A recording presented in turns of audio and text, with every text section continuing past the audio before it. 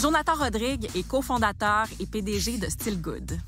D'où est venue l'idée de Still Good? Je dirais plus de 15 ans que je suis en réduction du gaspillage alimentaire.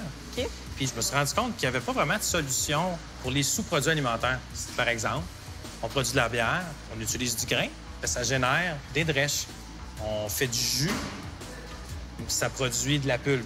Donc, il y a plusieurs productions alimentaires qui se font qui produisent un résidu, si on peut dire. Mais ce résidu-là, en fait, est souvent, plus qu'autrement, jeté. Donc, l'idée est venue de dire, bien, est-ce qu'on pourrait pas essayer de récupérer ça, ces matières-là, pour les réintroduire au niveau de l'alimentation humaine? C'est quoi le processus? On a plusieurs entreprises, plusieurs microbrasseries avec qui on est en communication constante par rapport à quand sont les brasses et autres. Donc, on a des chauffeurs qui sont sur la route, qui vont aller récupérer, qui vont ramener ça ici à l'usine.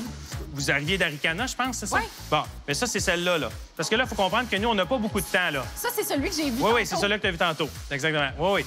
Le défi, là, c'est qu'on a quelques heures pour être capable de la transformer pour l'alimentation humaine.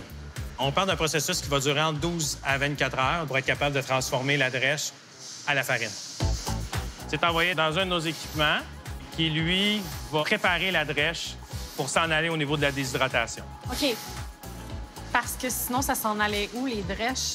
Ça s'en allait tout à l'enfouissement. Donc, nous, on transforme entre 15 et 20 tonnes là, par semaine de drèche. Par semaine? Par semaine. C'est la déshydratation, donc, qui est un élément clé qui nous permet de faire la farine avec les drèches.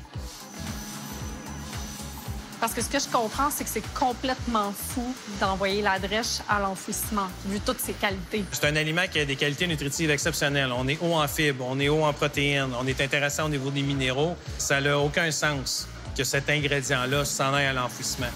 La prochaine étape après la déshydratation, c'est là où on fait la farine. OK. La farine, elle sort, elle s'en va dans cet équipement-là qui, elle, va la broyer.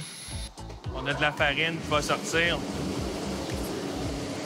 Wow! Texture farine. Oui, c'est ça. Cette farine-là qui est soit introduite dans nos propres produits, comme les biscuits ou les granolas, par exemple, ou encore va aller chez des partenaires qui vont l'utiliser dans des produits de boulangerie, vont l'utiliser dans des produits au niveau de la restauration. Tout ce dans quoi on pourrait retrouver de la farine, on peut le faire avec les drèches également. Un ajout de 10 de drèche dans un pain augmente la teneur en protéines totale de 50 et celle en acides aminés de 10 Avec quoi vous avez commencé? Bien, les drèches et les pulpes de jus.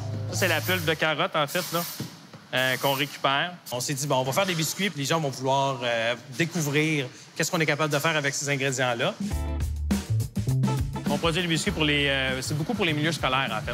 OK. Donc, on a travaillé sur des collations qui étaient faibles en gras, qui étaient faibles en sucre. Donc, nos farines de drèche qu'on transforme, qui proviennent des microbrasseries, se retrouvent dans nos biscuits. Ça ressemble un peu aux galettes à la mélasse. Oui, exactement. Ça sent bon. Je suis jalouse des enfants. Je veux retourner à l'école. C'est ça.